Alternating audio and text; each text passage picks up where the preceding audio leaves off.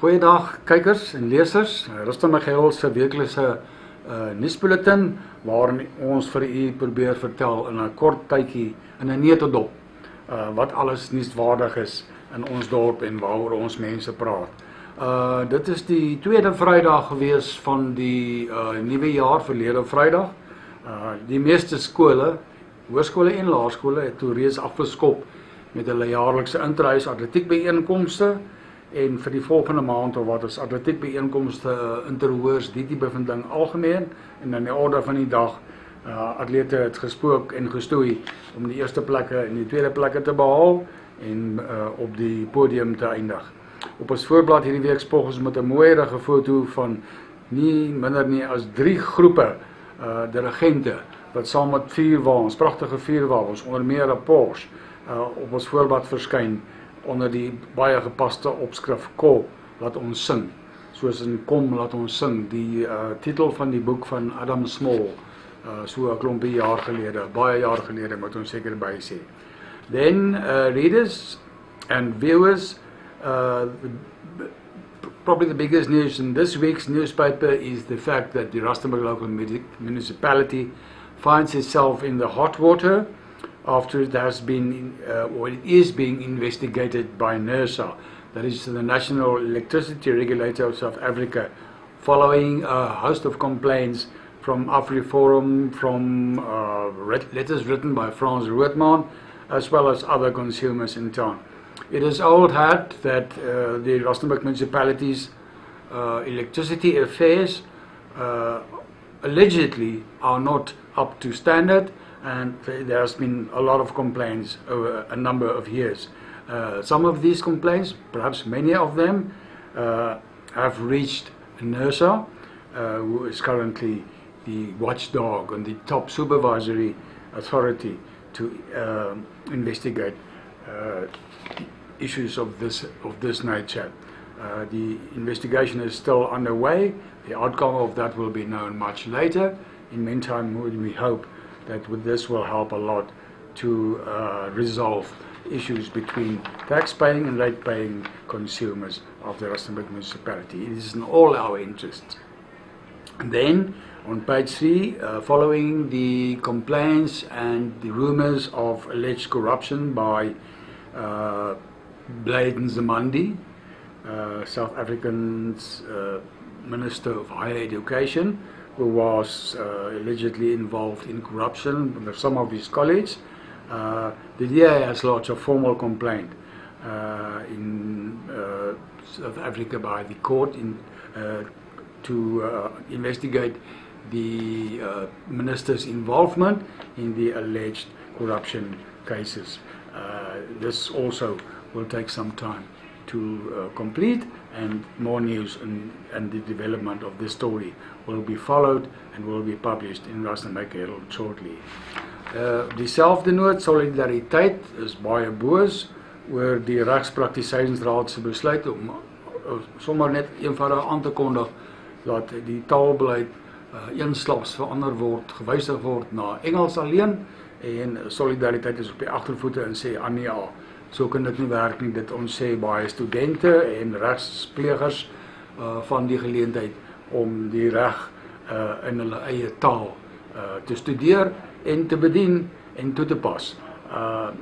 Daar is dreigende hofsaak indien daar nie aan hulle eise voldien word nie, en ons kan net dink dat baie Suid-Afrikaners ten gunste sal wees van solidariteit se poging om die 12, nie minder nie as 11 amptelike landstale in Rustenburg in Suid-Afrika amptelik erken te kry en erken te hou in terme van die land se amptelike kennisgewings en taalbeleid.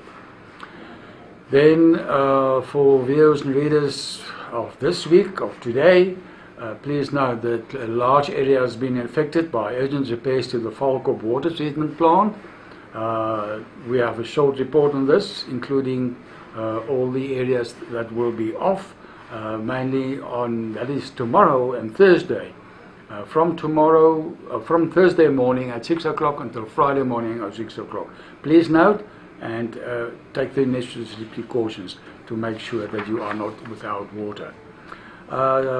cattle farmers in the province, they are desperate after a host of incidents of theft, cattle and livestock theft at farms throughout the Northwest Province.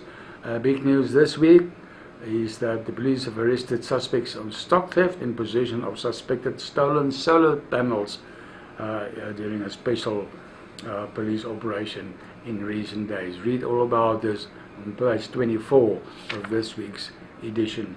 It is interesting to note that some farmers were lucky to have their cattle returned to them. Then also, as far as education matters are concerned, we have barely celebrated the achievements of our grade 12 pupils and learners in the annual NSC's examinations of last year on Friday, or on last Wednesday morning rather. And once again, the Northwest MEC for Education is in hot water because of the fact that most senior head of department position in Northwest Education circles has been vacant for more than a year now. The minister is tasked by a spokesperson of the DA to give the answers and explain why this position, this crucial position, hasn't been filled to date, and he is urged to do the necessary steps to see that this is being done.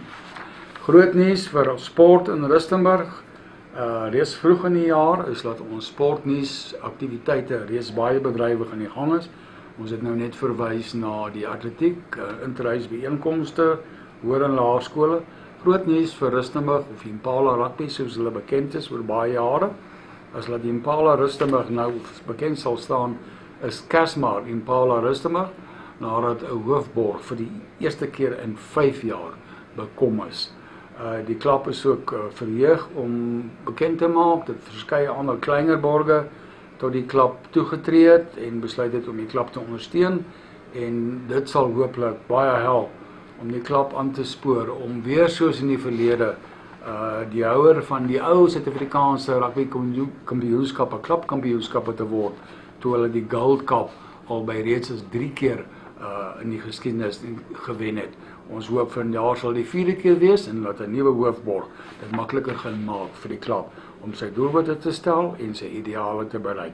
Ons weet dat ons spelers en ons administrateurs die vermoë het. Net so ook spog ons Rusty Matrieks en ook ander skole met 'n paar foto's in die koerant van matriekleerlinge wat verlede week hulle matriekuitslae met groot opwinding ontvang het.